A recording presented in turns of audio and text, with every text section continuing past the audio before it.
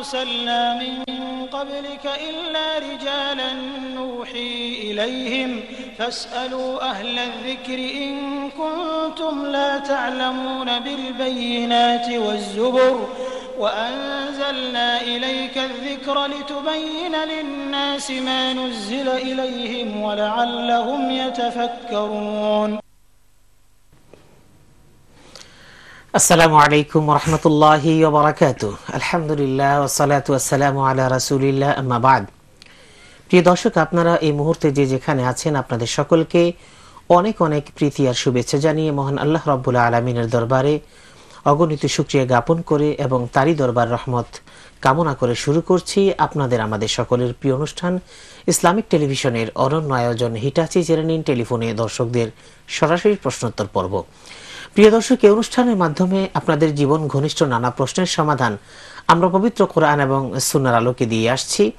তারই ধারাবাহিকতায় আজও আমরা উপস্থিত হয়েছি। আর আপনাদের জীবন ঘনিষ্ঠ নানা প্রশ্নের সমাধান দেওয়ার জন্য আমাদের এই স্টুডিওতে উপস্থিত হয়েছেন দেশ বরেণ্য আলেমে দ্বীন, ইসলামী বিশ্ববিদ্যালয় কুষ্টিয়ার আল হাদিস অ্যান্ড ইসলামিক স্টাডিজ ডিপার্টমেন্টের সম্মানিত অধ্যাপক মোহতারাম ডক্টর খন্দকার আব্দুল্লাহ জাহাঙ্গীর।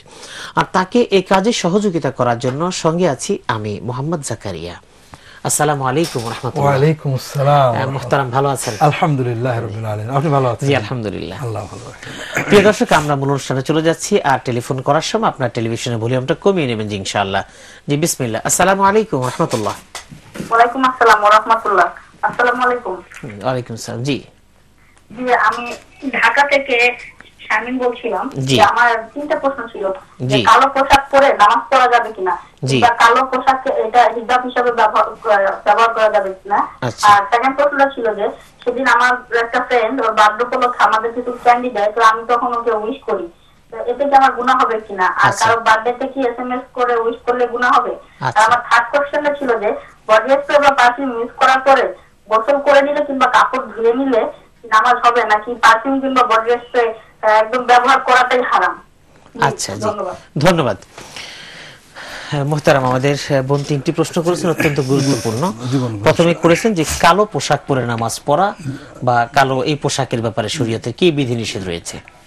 আলহামদুলিল্লাহ রাব্বিল আলামিন ওয়াস সালাতু ওয়াস সালামু আলা রাসূলিহিল আমিন ওয়া আলা আলিহি ওয়া আসহাবিহি আজমাইন ওয়া বা'দ। প্রথমে বোনকে ধন্যবাদ, তার প্রশ্নগুলো অল্প সময়ে করতে পেরেছেন। অনেক সময় প্রশ্ন লম্বা করলে অন্যদের হক নষ্ট হয়। খুব সংক্ষেপে উনি আমাদেরকে প্রশ্নগুলো জানিয়েছেন, এই জন্য তাকে ধন্যবাদ। আর সবাইকে উৎসাহ দেওয়া যে প্রশ্নগুলো সংক্ষেপে করা, ভূমিকা ইত্যাদি বাদ দিয়ে শুধু প্রশ্নটা করলে সবচেয়ে ভালো হয়। দ্বিতীয় যে বিষয়টা, কালো পোশাকে নামাজ পড়া হবে না বা কালো পোশাকে বোরকা হবে না, এটা বড় অদ্ভুত কথা শুনলাম। মহিলাদের জন্য আল্লাহ রাসূল সাল্লাল্লাহু আলাইহি ওয়াসাল্লাম বলেছেন সকল প্রকারের রং তাদের জন্য বৈধ, কোন রঙের কোনো বাধ্যবাধকতা নেই, সব রঙের সব প্রকারের পোশাক তারা পরতে পারেন। আর পুরুষদের জন্য কড়া রঙের পোশাক অনেক সময় নিষেধ করেছেন, কড়া লাল বা কড়া এই ধরনের। তবে মেয়েদের জন্য সব রকমের রঙের পোশাক বৈধ। এবং কালো পোশাক অনেক দেশে বেশি করা হয় যে কালো পোশাকটা কোনো সৌন্দর্য প্রকাশ করে না, এজন্য বোরকার জন্য কালো পোশাকের ব্যবহার মধ্যপ্রাচ্যে খুবই, বরং মধ্যপ্রাচ্যে অন্য কোনো রঙের পোশাক বোরকা পরলে সেটাকে খুব অড বা অস্বাভাবিক মনে হয় আর কি। তবে মূল কথা হলো যে কোনো রঙের পোশাক মুমিন মেয়েরা পরতে পারেন, এখানে শরীয়তের কোনো নিষেধ নেই। সম্ভবত আমাদের দেশে তো কালো একটা শোকের একটা আবহাওয়া তৈরি করে দিয়েছে, হয়তো এই কারণে কেউ কিছু বলেছে হয়তো। হ্যাঁ, এটা রাসূলুল্লাহ সাল্লাল্লাহু আলাইহি ওয়াসাল্লাম নিজেও কালো পাগড়ি পরতেন, কালো জুব্বা পরতেন। মেয়েদের জন্য সবার জন্যই কালোটাদের শোক, এই শোকটা অন্য লাইনের শোক, অর্থাৎ আমাদের ইসলামী লাইনের শোক না, এটা আমরা আমাদের দেশে মনে করি। আল্লাহু আ'লাম। মোহতারাম, দ্বিতীয় যে প্রশ্নটি করেছেন আমাদের বোন, যে জন্মদিনে তার এক ফ্রেন্ড তাকে জানিয়েছে বা সাথে উইশ করেছে, আসলে এই ধরনের উইশ করা বা এগুলি করা কি শরীয়ত সম্মত কিনা আমরা জানবো। টেলিফোনটা নিয়ে নিচ্ছি। আসসালামু আলাইকুম ওয়া রাহমাতুল্লাহ। ওয়ালাইকুম আসসালাম ওয়া রাহমাতুল্লাহ। শুনতে পাচ্ছেন ভাইজান? জি শুনতে পাচ্ছি, আপনি প্রশ্ন করুন। না, আমি প্রশ্ন ওমান থেকে বলছিলাম। জি জামাল, এখানে বিদেশ থেকে টেলিফোনে তালাকনামা হয়ে গেছে, যে তালাকটা কতটুকু কার্যকরী হবে সেটাই তো জানতে চাইছিলাম। আচ্ছা, জি জি ধন্যবাদ। তো ভাইজান আসলে তালাকের ব্যাপারটা তো আসলে আমরা বরাবরই আমাদের মুহতারামরা বলে থাকেন, আমরা বলে থাকি যে তালাকের বিষয়টি এটা একটু জটিল বিষয়। সেই বিষয়ে আপনারা স্থানীয় বা কাছাকাছি কোনো আলেমের শরণাপন্ন হলে বিষয়টি সুন্দর হবে। তারপরে মৌলিক যে কথাটা সেটা আমরা আমাদের মুহতারামের মাধ্যমে বলে দেওয়ার চেষ্টা করবো ইনশাআল্লাহ। জি মুহতারাম, যে উইশ করা প্রসঙ্গ, প্রথমেই উইশটা নিয়ে একটু আমরা আলোচনা করি। সেটা হলো আমাদের ধর্মহীন নাস্তিক জগতেরই হলো উইশ। জি, উইশ মানে আমি ইচ্ছা করি। আচ্ছা বলুন তো, আমার আপনার সারা বিশ্বের মানুষের ইচ্ছার কি মূল্য আছে যদি আল্লাহ ইচ্ছা না করেন? ইসলামের কথা হলো দোয়া, প্রে, আল্লাহর কাছে চাই যে তোমার ভালো হোক, আর আমি উইশ করি তোমার ভালো হোক। আমার শুভেচ্ছা, শুভ কামনা, শুভ আশার কি মূল্য আছে আমার মতো মানুষের? আসলে যা মানে দিন ধর্ম বিশ্বাসহীন অথবা প্রকৃতি পূজারী, তারা নিজের ইচ্ছাকে প্রকৃতির উপরে, তারা গরম লাগলে কাদা গায়ে মাখেন যে এই বুঝি বৃষ্টি হলো, যে পহেলা বৈশাখে এসে চিন্তা করলেন যে মানে কিছু পরিবর্তন দিয়ে সারা বছরের পরিবর্তনের কামনা করলাম, কল্পনা করলাম ইত্যাদি। এটা আসলে বিশ্বাসহীন কল্পনা, ইচ্ছা। আমরা উইশ করব না, আমরা প্রে করব, আমরা আল্লাহ তাআলার কাছে চাইবো, দোয়া করব যে আল্লাহ তোমার ভালো করুক, বা ইংরেজি বাংলা যে আরবি যেভাবেই করি খুবই ভালো হয় যদি এটা আরবিতে সুন্নত দোয়া হয়। এটা হলো প্রথম কথা সকল ক্ষেত্রে। দ্বিতীয় কথা হলো কোন উপলক্ষে এই দোয়াটা করছি। ইসলাম দোয়া করা পছন্দ করে, তবে জন্মদিন যেটা আমরা করি এটা ইসলামী কোনো উপলক্ষ নয়, এটাকে বাদ দিতে পারলে ভালো হয়। তারপরেও কোনো উপলক্ষে আপনি যদি আপনার বন্ধু বান্ধব দোয়া করেন যে আল্লাহ তোমার ভালো করুক, আল্লাহ তোমার মঙ্গল করুক, দোয়া করা ভালো জিনিস, তবে উপলক্ষটা ভালো হলো না। এগুলো বর্জনকে আমি আগেও বলেছি, জন্মদিন যারা আমরা উইশ করি বা ইত্যাদি করি, এরা দুই ধরনের। এক ধরনের হলাম যারা পরাজিত মুসলমান, অর্থাৎ নামাজ রোজা সবই করি বা দিন ভালোবাসি, আবার এই সাংস্কৃতিক যে আগ্রাসনটা যা 10 বছর আগে আমাদের ছিল না, এখন সারা দিন 24 ঘন্টা টেলিভিশন মিডিয়াতে দেখতে দেখতে ওটা আমাদের জীবনের সাথে এমন হয়ে গেছে, ওটা না করলে যেন পর মনে হয়, কেন সমাজ বিচ্ছিন্ন মনে হয়। এই ধরনের মুসলমানরা জন্মদিনে উইশ করেন ইত্যাদি করেন, এটা আমরা তাদেরকে বৈধ বা উৎসাহ দিচ্ছি না, তবে আশা করি এটা ছোটখাটো অন্যায়ের ভিতরেই থাকবে। আর যারা একটু বিজয়ী মুসলমান, অর্থাৎ শুধু আমলই নয়, পাশাপাশি চেতনায় আমার জন্য রাসূলুল্লাহ সাল্লাল্লাহু আলাইহি ওয়াসাল্লাম যথেষ্ট, আমার ইসলামী আদব কৃষ্টি কালচারই যথেষ্ট, তারা যদি এগুলো ঊর্ধ্বে উঠতে পারেন তাহলে খুবই ভালো হয়। ঈদ উপলক্ষে বা অন্য উপলক্ষে আমরা উইশ করব, সাধারণত সবসময় দোয়া করব, প্রতিটি কথাই দোয়া করব যেটা সুন্নাতে পাই, প্রত্যেকের কথার আগে পরে কথার শেষে দোয়া করা, আল্লাহ তোমার ভালো করুক, আরবিতে বা বাংলায় দোয়া করা। এটা হলো ইসলামী আদব, যেটার জন্য বছরে একবার নয় 365 দিনে কয়েক হাজার বার দোয়া করা, এটা হলো সবচেয়ে ভালো। ধন্যবাদ। মহতারাম, আমাদের বোন আরেকটি প্রশ্ন করেছেন যে পারফিউম ইউজ করার পরে সেই কাপড়টা কি খুলে ফেলতে হবে বা না সেই কাপড়টা পরেই করা যাবে? এখানে বোন যেটা বলেছেন যে তিনি একটা মূল ভিত্তিতে বলেছেন পারফিউম বা বডি স্প্রে হারাম। বিষয়টা নিয়ে কিছু কথা আছে, আমি পরে বলবো। প্রথম কথা, যদি আমরা মনে করি পারফিউম ব্যবহার করলে মানে কাপড় নাপাক হবে, সেক্ষেত্রে আমরা কাপড় ধুলে পাক হয়ে যাবে। এখানে পারফিউম ব্যবহারের দুটো আছে। কোন মহিলা, একটু আগে যেটা বলছিলাম, মহিলাদের রাসূলুল্লাহ সাল্লাল্লাহু আলাইহি ওয়াসাল্লাম বলছেন যে মেয়েদের জন্য সব রকমের রং বৈধ, কিন্তু মানে দূরে যায় এরকম খুশবু হারাম। মেয়েরা, মহিলারা বাড়ির ভিতরে অবশ্যই যে কোনো রকমের সুগন্ধি ব্যবহার করতে পারেন। বাইরে যেতে গেলে পুরুষেরা নাকে খুশবু যায় এরকম দূরের মানুষ বা একটু এইরকম খুশবু ব্যবহার করে মেয়েদের বাইরে যাওয়া হারাম, সেটা স্প্রে হোক আর আতর হোক। আর নিজের হালালভাবে ব্যবহারের জন্য পারফিউম অর্থাৎ বডি স্প্রে ব্যবহার করা যাবে কিনা এ ব্যাপারে ওলামাদের কিছু মতভেদ আছে। সাধারণভাবে ট্রেডিশনাল ওলামারা বলেন যেহেতু এর ভিতরে অ্যালকোহল আছে, কাজেই ওটা মানে নাপাক হয়ে যাবে কাপড়ে পরলে, কাজে ওইটা পরে নামাজ হবে না। আর আধুনিক বর্তমানে সব মাযহাবের সব দেশের ওলামারাই অনেকেই বলছেন যে অ্যালকোহল শব্দটার অর্থ কিন্তু মদ নয়। মদ আরবি পরিভাষায় ওইটাকে বলা হয় যা পান করলে মানুষ মাতাল হয়। যেটা যদি অনেক পান করলেও মাতাল হয় সেটার অল্প হারাম। কিন্তু অ্যালকোহল যে কেমিক্যাল টার্ম, এটা অনেক আছে যেগুলো মাতাল হয় না, মানুষ মারা যায়, বিষাক্ত। কাজেই অ্যালকোহল হলেই মদ হবে এটা নিশ্চিত নয়। দ্বিতীয় বিষয় হলো মদের ক্ষেত্রে আঙুর বা খেজুরের তৈরি মদ সর্ব অবস্থায় নাপাক। আর অন্যান্য মদের নাপাক হিসেবে গণ্য করার ক্ষেত্রে ফকীহদের মতভেদ আছে। এই জন্য স্বাভাবিকভাবে স্প্রে, বডি স্প্রে বর্জন করতে পারলে ভালো। তবে আধুনিক অনেক আলেমী বলেন বডি স্প্রের ভিতরে যে অ্যালকোহল ব্যবহার করা হয় এগুলো মদ অর্থাৎ ওয়াইন নয়, এটা মাদক নয়, এটা একটা কেমিক্যাল অ্যালকোহল যেটা পান করলে সে মানুষ মারা যায় কিন্তু মাতাল হয় না। তো এই জন্য এটা নাপাক বলে গণ্য হবে না, এটা বডিতে ব্যবহার করা বৈধ, এটা অনেক আলেমী বলছেন। তবে এটা পরিহার করতে পারলে ভালো। যদি আপনারা ব্যবহার করেন হালাল ভাবে বাড়ির ভিতরে স্বামীর জন্য, পরিবারের জন্য, তাহলে সম্ভব হলে কাপড় পাল্টে নেবেন বা ধুয়ে নেবেন। আর বাইরে যেতে আশা করি দিনদার মহিলারা কেউ খুশবু স্প্রে করে বাইরে যাবেন না। ধন্যবাদ। আসসালামু আলাইকুম ওয়া রাহমাতুল্লাহ।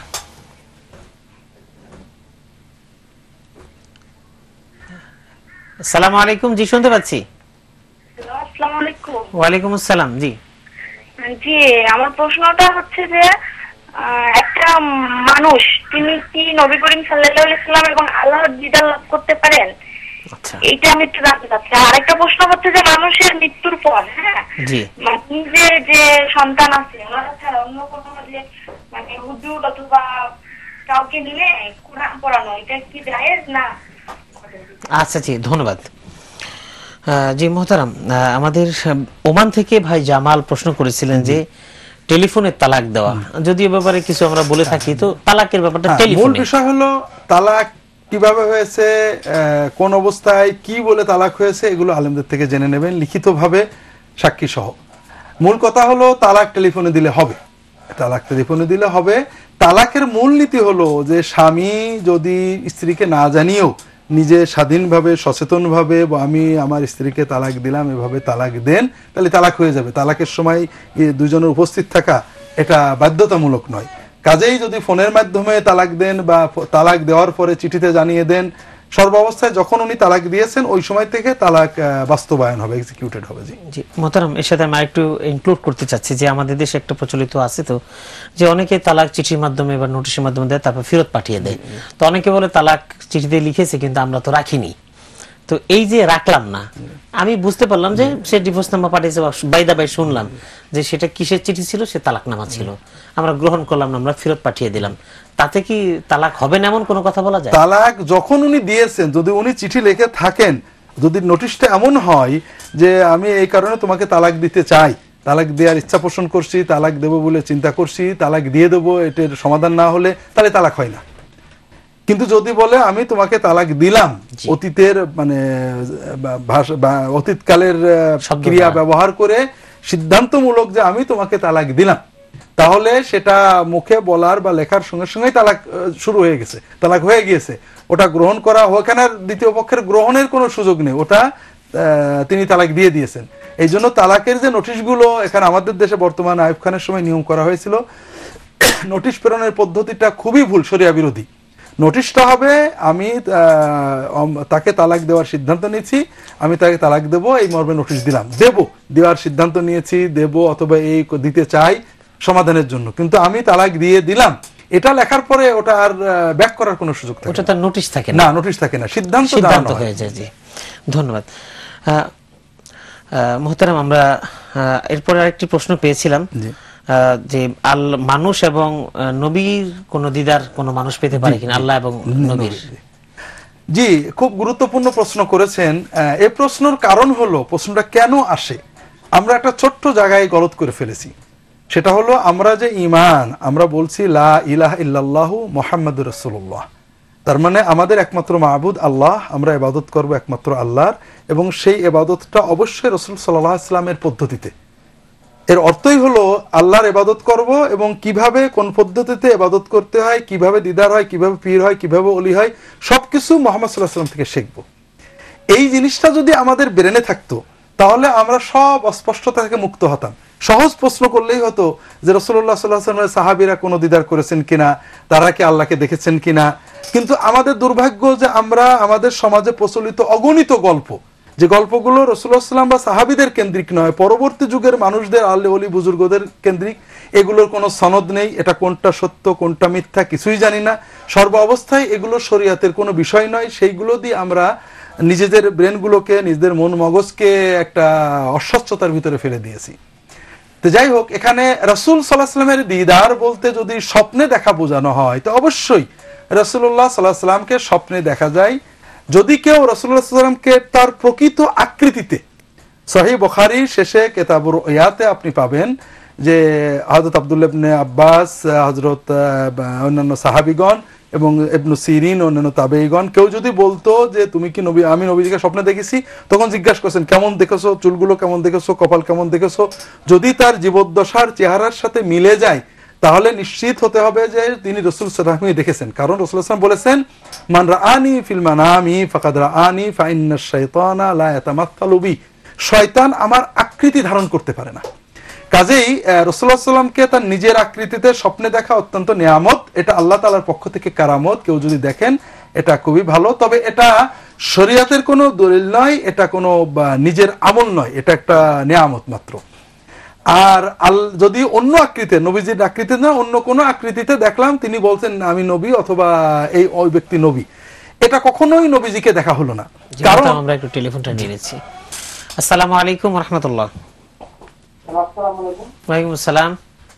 আমার প্রশ্ন ছিল, জি, বিয়ের সময় মহারণা বাবদ, বিয়ের সময় স্ত্রীকে মহারণা বাবদ যে সমস্ত অলংকার দেওয়া হয়, জি, সেটা 7.5 ভরির উপরে হয়, জি, অর্থাৎ 10 ভরি পর্যন্ত হয়, জি। তার 7 ভরির উপরে যেটা হলো, অর্থাৎ 2.5 ভরি যে বেশি মানে দেওয়া হলো, সেটা যাকাত দিতে হবে কিনা? জি জি জি বুঝতে পেরেছি। আসলে এখানে একটু গলত আছে, ইনশাআল্লাহ আমরা মুহতারামের কাছ থেকে জানবো। জি জি মুহতারাম, আমরা একটু বিজ্ঞাপন বিরতিতে যাব, এরপর আবার আপনার কাছে ফিরে আসতেছি। প্রিয় দর্শক, আপনারা দেখছেন আপনাদের প্রিয় অনুষ্ঠান হিটাসি জেনে নিন টেলিফোনে দর্শকদের সরাসরি প্রশ্নোত্তর পর্ব। সময় হলো আমাদের বিরতির, ফিরছি খুব শিগগির, ততক্ষণ অপেক্ষায় থাকুন।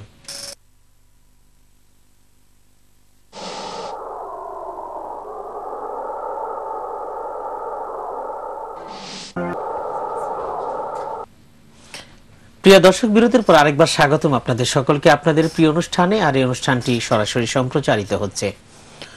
আসসালামু আলাইকুম ওয়া রাহমাতুল্লাহ। আমার প্রশ্নটা হচ্ছে যে আমি নতুন বাড়ি করছি, তো বাড়িতে গিয়ে আমি কোন মিলাদ মাহফিল করতে পারবো? আচ্ছা, জি ধন্যবাদ। জি, আমরা ইনশাআল্লাহ মুহতারামের কাছ থেকে জানবো। জি মুহতারাম, আমরা আল্লাহর দিদারের প্রসঙ্গে আসছিলাম। প্রথমে রাসূলুল্লাহ সাল্লাল্লাহু আলাইহি ওয়াসাল্লামকে স্বপ্নে দেখার, দ্বিতীয় হলো যে অন্য কোনো আকৃতিতে তাকে স্বপ্নে দেখা, অন্য কোনো তার প্রকৃত আকৃতিতে নয়। এক্ষেত্রে কখনোই এটা রাসূলুল্লাহ সাল্লাল্লাহু আলাইহি ওয়াসাল্লামের স্বপ্ন নয়।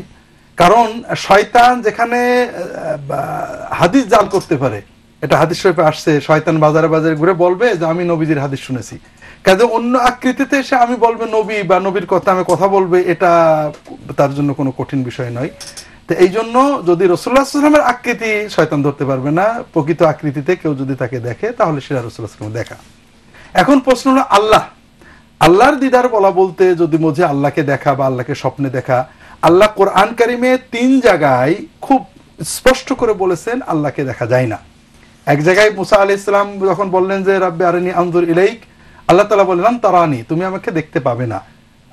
ফানজুর ইলাল জাবালি ফাইন ইসতাকাররা মাকানু ফাসাওফা তারানি, পাহাড়ের দিকে তাকাও, পাহাড় যদি স্থানে ঠিক থাকে তাহলে দেখতে পাবে।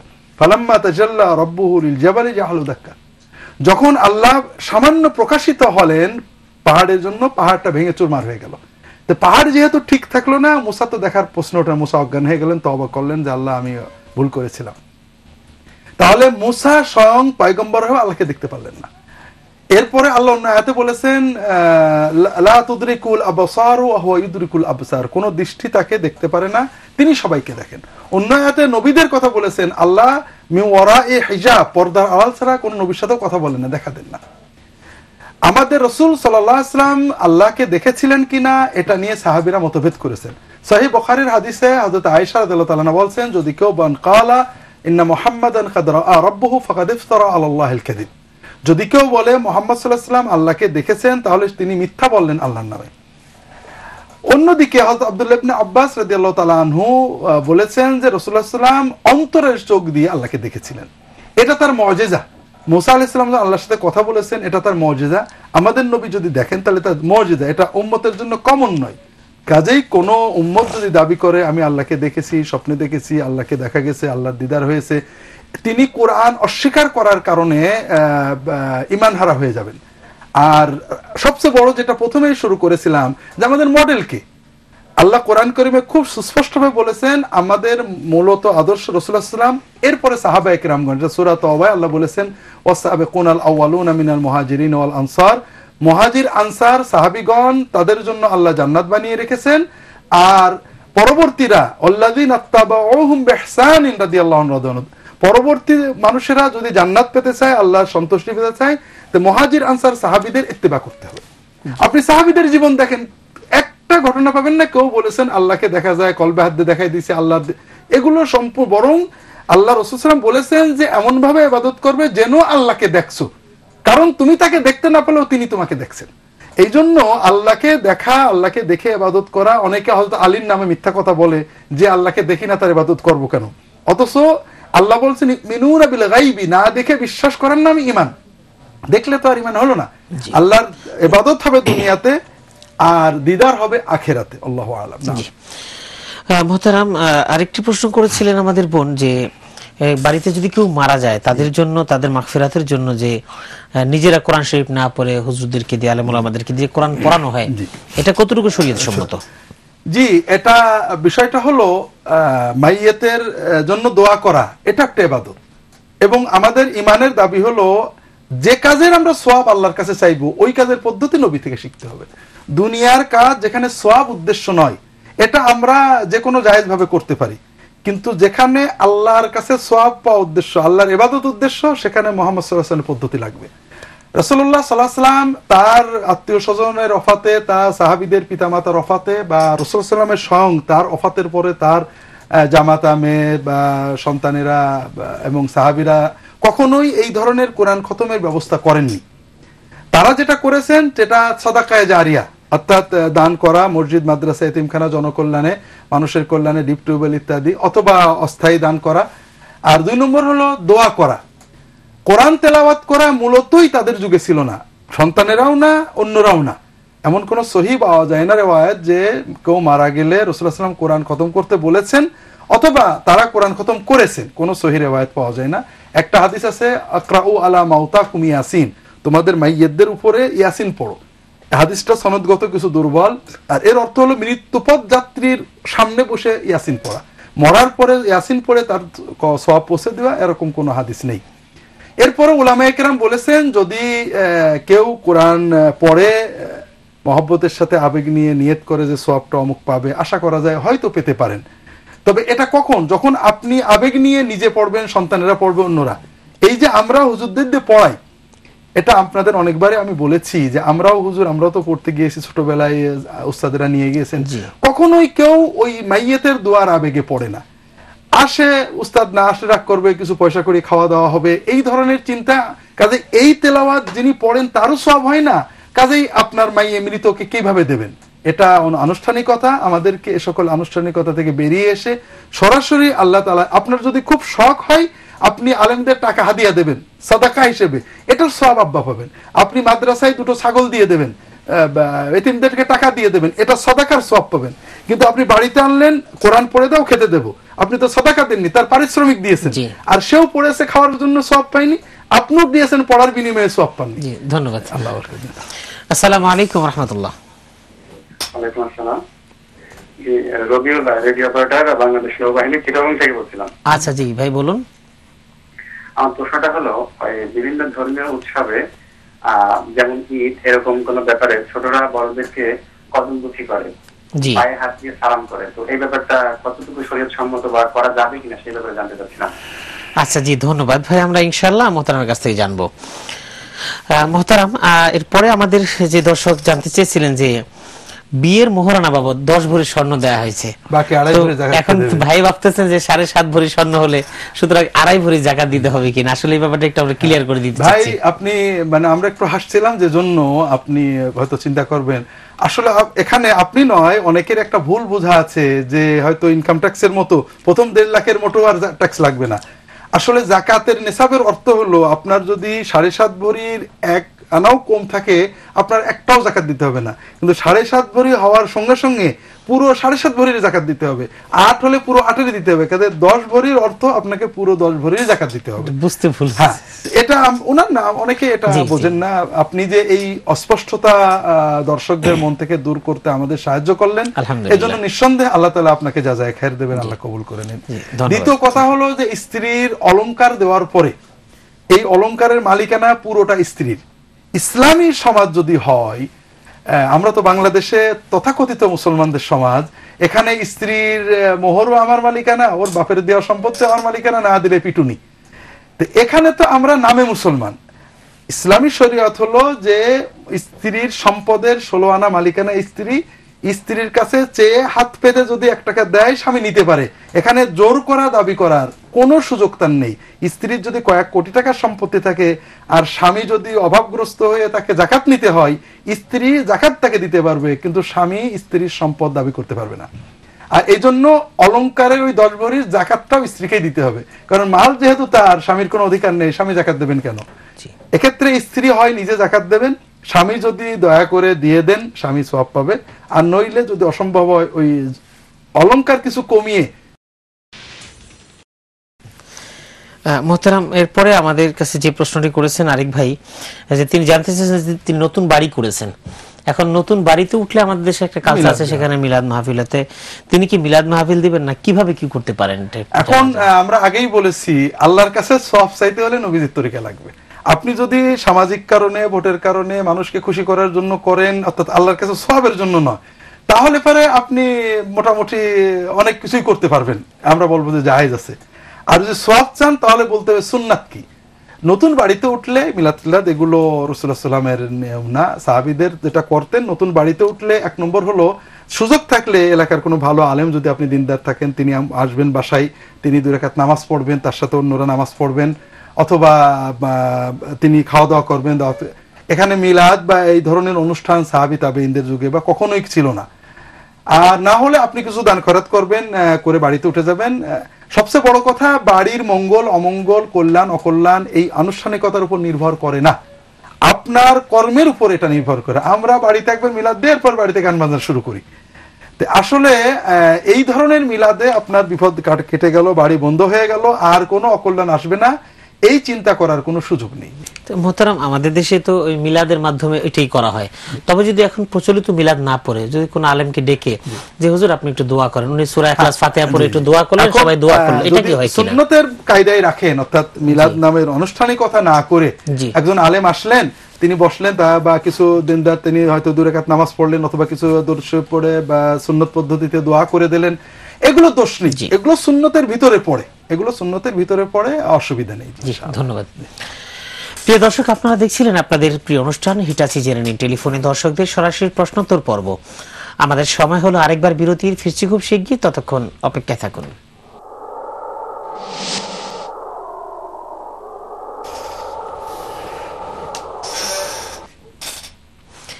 প্রিয় দর্শক, বিরতির পর আরেকবার স্বাগতম আপনাদের সকলকে আপনাদের প্রিয় অনুষ্ঠানে। আর এই অনুষ্ঠানটি সরাসরি সম্প্রচারিত হচ্ছে। আসসালামু আলাইকুম ওয়া রাহমাতুল্লাহ। আসসালামু আলাইকুম। ওয়া আলাইকুম আসসালাম।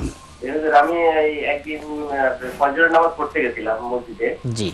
তো ইমামটা বলছিল আর কি যে 3 বার কুল আল্লাহ সূরা পড়লে নাকি কোরআন শরীফের এক খতম কোরআন শরীফের পড়ার সওয়াব পাওয়া যায়। জি। যে 1 লক্ষ 3 নম্বর প্রশ্ন হলো যে আমার আব্বা আম্মা একটু কথা বলে, এই ওটা বুঝে কম, এর আগে আমি অনেক সময় অনেক খারাপ আচরণ করে ফেলে, অনেক খারাপ ব্যবহার করে ফেলে, তো পরবর্তীতে বুঝতে পারে যে আমার ঠিক হয় নাই। জি। এটা আমার চিন্তা হচ্ছে।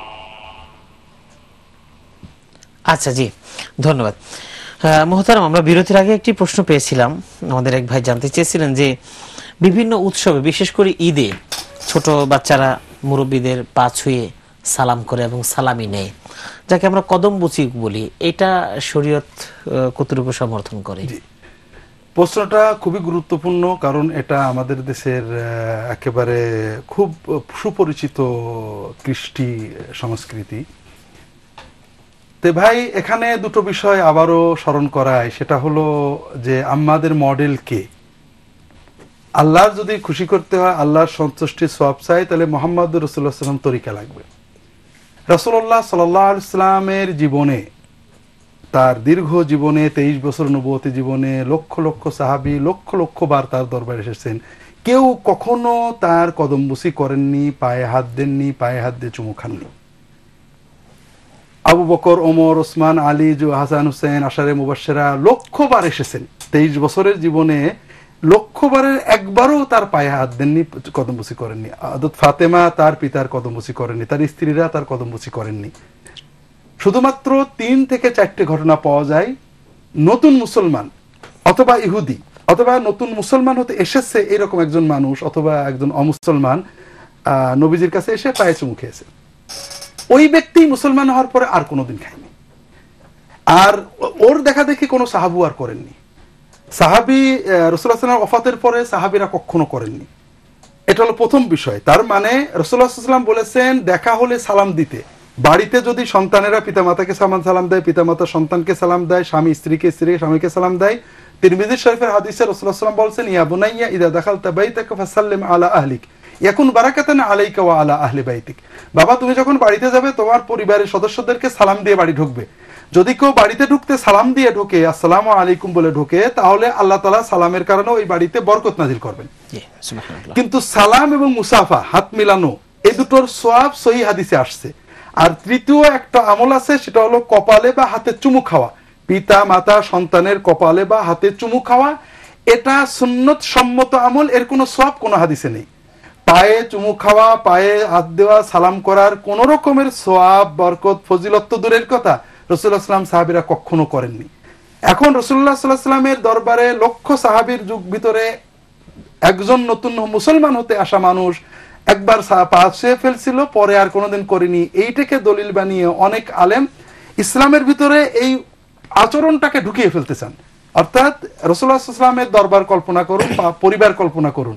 তার পরিবারে ঈদে, বকরি ঈদে, কোনো অনুষ্ঠানে তার কোনো মেয়ে তাকে কদমবুসি করেননি, কোনো মুরিদ অর্থাৎ কোনো সাহাবী তার কদমবুসি করেননি। আমরা কিন্তু সমাজে সবসময় এগুলো করছি। তো এই জন্য আমাদের অন্তর যতদিন রাসূলুল্লাহ সাল্লাল্লাহু আলাইহি ওয়াসাল্লামের সুন্নাতে পরিতৃপ্ত না হবে, এর বাইরের বিভিন্ন কাজকে যুক্তি দলিল দিয়ে দিনের ভিতরে ঢোকাতে চেষ্টা করব, ততদিন আমরা আমাদের ঈমানকে পরিপূর্ণ করতে পারবো না। এই জন্য আমাদের সন্তানদেরকে কদমবুসি শেখাবো না, তাদেরকে মুখে সালাম আসসালামু আলাইকুম শেখাবো ওয়া রাহমাতুল্লাহি ওয়া বারাকাতুহু। এছাড়া আমরা পিতামাতার কপালে চুমু দেওয়া, হাতে চুমু দেওয়া, এগুলো শেখাবো। পিতামাতা সন্তানদের কপালে চুমু দেবেন, সন্তানেরা আব্বা আম্মার কপালে চুমু দেবে, হাতে চুমু দেবে, এগুলো সুন্নত সম্মত আদব। আল্লাহ তাআলা তৌফিক দান করুন। আমিন। মহতারাম, আমাদের এক ভাই জানতে চেয়েছেন যে তিনি একদিন মসজিদে নামাজ পড়তে গিয়ে তিনি স্থানীয় ইমামের কাছ থেকে শুনেছেন যে 3 বার যদি কুল হুয়াল্লাহ পড়ে তাহলে 1 খতম কোরআনের সওয়াব পাওয়া যায়। এর সাথে পরবর্তীতে আরেকটু কথা বলেছেন যে তিনি তার মা বাবার সাথে অনেক সময় খারাপ আচরণ করে ফেলেন, পরে অনুতপ্ত হন। এরপরে আমরা অবশ্যই ক্লিয়ার বুঝতে পারি, তবে বুঝে নিলাম এটা যে হয়তো এর থেকে পরিত্রাণের কি উপায় বা কিভাবে করলে আল্লাহ মাফ করবেন, হয়তো বা দুটো জিনিস। জি, দুটো বিষয়। প্রথম বিষয় হলো কুল হুয়াল্লাহু আহাদ কোরআনের 3 ভাগের 1 ভাগ, এটা সহিহ হাদিস, বুখারী মুসলিম অন্যান্য কিতাবে এসেছে। এজন্য কুল হুয়াল্লাহু আহাদ একবার পড়লে কোরআন কারীমের 3 ভাগের 1 ভাগ একবার পড়ার মতো হবে, এটা সহিহ। কিন্তু কোরআন কারীম কুল হুয়াল্লাহ 3 বার পড়লে পূর্ণ কোরআন পড়ার মতো হবে, এই ব্যাপারে সহিহ রাওয়াত পাওয়া যায় না। এখানে পার্থক্যটা বুঝুন। আপনি যদি কোরআন কারীমের 3 ভাগের 1 ভাগ, ওই 1 ভাগটাই 3 বার পড়েন, আপনি কিন্তু পুরো কোরআন পড়লেন না, 3 ভাগের 1 ভাগ 3 বার পড়লেন। তো এই জন্য সহিহ হলো যে কোরআন কারীমের 3 ভাগের 1 ভাগ বলে গণ্য হবে সূরা ইখলাস পড়া। কিন্তু 3 বার পড়লে 1 খতম হবে, এই মর্মে হাদিস সহিহ পাওয়া যায় না। বেশ কিছু অনেক দুর্বল কয়েকটা হাদিস আসছে। আপনারা কুল হুয়াল্লাহ পড়বেন, 3 বার পড়বেন। সহিহ যেটা পাওয়া যায় সেটা 3 বার নয়, 10 বারের কথা। রাসূলুল্লাহ সাল্লাল্লাহু আলাইহি ওয়াসাল্লাম বলছেন, যদি কেউ 10 বার কুল হুয়াল্লাহু আহাদ সূরাটা পড়ে, এটা মুসনাদ আহমদ বিন হাম্বলের হাদিস, শেখ নাসিরউদ্দিন আলবানী হাসান বলেছেন, কেউ যদি সূরা ইখলাস 10 বার পড়ে, আল্লাহ তাআলা তার জন্য জান্নাতে একটা বাড়ি বানিয়ে রাখবেন। কাজেই আমরা সূরা ইখলাস 3 বার পড়াই কোনো দোষ নেই, এটা ভালো। আশা করা যায় কোরআন কারীমের 3 ভাগের 1 ভাগ 3 বার পড়া হবে, এই অর্থে পূর্ণ কোরআনের সওয়াবের আশা করে মানুষ। আর এছাড়া 10 বার পড়বেন, ওজিফা আমল বানিয়ে নেবেন, সকালে সন্ধ্যায় বা ঘুমানোর আগে পড়ার। আল্লাহ তাআলা তৌফিক দান করুন। আচ্ছা মহতারাম, আমি ওই আগের একটি প্রশ্নের সাথে একটু ইনক্লুড করতে চাচ্ছি, আমি এই সময় করিনি। সেটা হলো কদমবুসিটা, অনেকে আমাদের দেশে যে পীর সাহেবকে কদমবুসি করেন যে আল্লাহর পা পীরের পা হয়ে গেছে, এই বিশ্বাসটা কতটুকু আমরা একটু জানতে টেলিফোনটা নিয়ে নিচ্ছি। আসসালামু আলাইকুম রাহমাতুল্লাহ। ওয়ালাইকুম আসসালাম ওয়া রাহমাতুল্লাহি ওয়া বারাকাতুহু। আমার যাকাত সম্পর্কে একটা প্রশ্ন ছিল। জি। প্রশ্নটা হলো, আমার 3টা ডিফারেন্ট ব্যাংকে অ্যাকাউন্ট আছে। জি। তো একটা ব্যাংকের অ্যাকাউন্টে আমার যাকাত দেওয়া পরিমাণ কিছু টাকা অনেকদিন ধরে ফিক্স করা আছে। জি। আমার প্রশ্নটা হলো, আমি প্রত্যেক বছর রমজানের প্রথম দিনটাকে যাকাত ইয়ার হিসেবে ধরে নিই। জি। এখন অন্য যেগুলো অ্যাকাউন্টে আদার দেন ফিক্সড অ্যাকাউন্ট, জি, আমি যদি আমার যদি কোনো টাকা এক্সট্রা ধরলাম, এক্স টাকা আমার যাকাত পরিমাণ আছে ফিক্সড, সেখানে অন্য ব্যাংকের অন্য অ্যাকাউন্টে যদি ওয়াই টাকা জমা হয়, 1 বছর হয়নি যাকাত ইয়ার ধরেন আমি রমজানের প্রথম দিন ধরলাম, তো 2 মাস আগে জমা হলো, সেই ক্ষেত্রে কি আমার ওই টাকাটাও ধরে যাকাত দিতে হবে একসাথে, না শুধু আপনার ওই যে ফিক্সড টাকা 1 বছরের বেশি? হ্যাঁ, বুঝতে পেরেছি। জি জি, আমরা বুঝতে পেরেছি। ইনশাআল্লাহ আমাদের মুহতারামের মাধ্যমে আমরা জবাব দেব ইনশাআল্লাহ। জি, আপনি যেটা বললেন আল্লাহ পীরের পায় আল্লাহর পা, এটা শিরক। যদি কেউ এটা হলো, মুহতারাম আমরা একটু সংক্ষেপে দেব আর কি, সময় শেষ যেহেতু। এটা শিরক হবে, আল্লাহর পায়ে কদম বসে উনি করতে হয় না, নবীজি শেখাননি। আর সবচেয়ে বড় পীর যে মুহাম্মদ রাসূলুল্লাহ সাল্লাল্লাহু আলাইহি ওয়াসাল্লাম, কোন সাহাবী বললেন না যে নবীর পা আল্লাহর পা আমরা একটু কদম বসি করি, এগুলো শিরকি চিন্তা। আর কোন আল্লাহ পড়া হয়ে গেছে। জি, পিতামাতার সাথে খারাপ আচরণ, এই প্রশ্নটা রয়ে গেছে। খুব সংক্ষেপে হলো, খুব সাবধান, পিতামাতার সাথে খারাপ আচরণ করা কবিরা গুনাহ, সবচেয়ে বড় গুনাহ। আর এজন্য কখনো যদি আবেগে খারাপ আচরণ করে ফেলো, যত তাড়াতাড়ি সম্ভব বাবা আমার পা ধরে মাপ না করা পর্যন্ত পা ছাড়া যাবে না। শুধু মনে মনে অনুতাপে আল্লাহর কাছে 1 কোটি তওবা করলে কোনো লাভ হবে না। কাজেই পিতামাতার কাছে ক্ষমা নিতে হবে। মুহতারাম, শেষ প্রশ্ন যিনি ভাই করেছেন যে খুব সহজ, আপনার যত অ্যাকাউন্টে যদি আপনার ফিক্সড অ্যাকাউন্টে যাকাত আপনার চালু হয়ে যায়, তাহলে বাকি যত অ্যাকাউন্টে যাকাতের দিনে টাকা আছে সেটা 1 বছর পুরো কত না পুরো যাকাত দেবেন।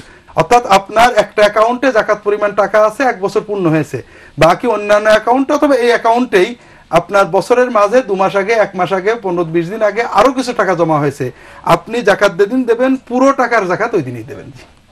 হিসাব করার সময় সব টাকার হিসাব করে নিতে হবে, কারণ যার যাকাত ফরজ হয়েছে তিনি যাকাতের সময় যত টাকা আছে পুরোটাই যাকাত দেবেন। ধন্যবাদ। মুহতারাম, আমরা অনুষ্ঠানের শেষ প্রান্তে চলে এসেছি, আপনাদের হাতে আর সময় নেই, আমরা আর প্রশ্ন নিতে পারছি না। আলহামদুলিল্লাহ আপনার কাছ থেকে অনেক সুন্দর সুন্দর সমাধান আমরা কোরআন এবং সুন্নাহর আলোকে পেয়েছি। আল্লাহ আপনাকে হায়াত তাইয়্যিবা দান করুন। জাযাকাল্লাহ। প্রিয় দর্শক, আপনারা দেখছিলেন আপনাদের প্রিয় অনুষ্ঠান হিটাচি জেনে নিন টেলিফোনে দর্শকদের সরাসরি প্রশ্নোত্তর পর্ব। প্রিয় দর্শক, আমাদের হাতে আর সময় নিয়ে আপনাদের কাছ থেকে বিদায় নিতে হচ্ছে। আগামী অনুষ্ঠানে আপনারা আমাদের সাথে থাকবেন ইনশাআল্লাহ, আর সেই অনুষ্ঠানে অনেক অনেক প্রশ্ন করবেন, আমরা কোরআন এবং সুন্নাহর আলোকে জবাব দেওয়ার চেষ্টা করব ইনশাআল্লাহ। আপনারা ভালো থাকুন, সুস্থ থাকুন, কোরআন এবং সুন্নাহর আলোকে গড়ে উঠুক আপনার আমার সকলের জীবন, এই প্রত্যাশায় আল্লাহ হাফেজ।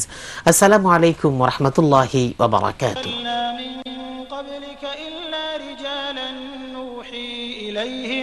فاسألوا أهل الذكر إن كنتم لا تعلمون بالبينات والزبر وأنزلنا إليك الذكر لتبين للناس ما نزل إليهم ولعلهم يتفكرون.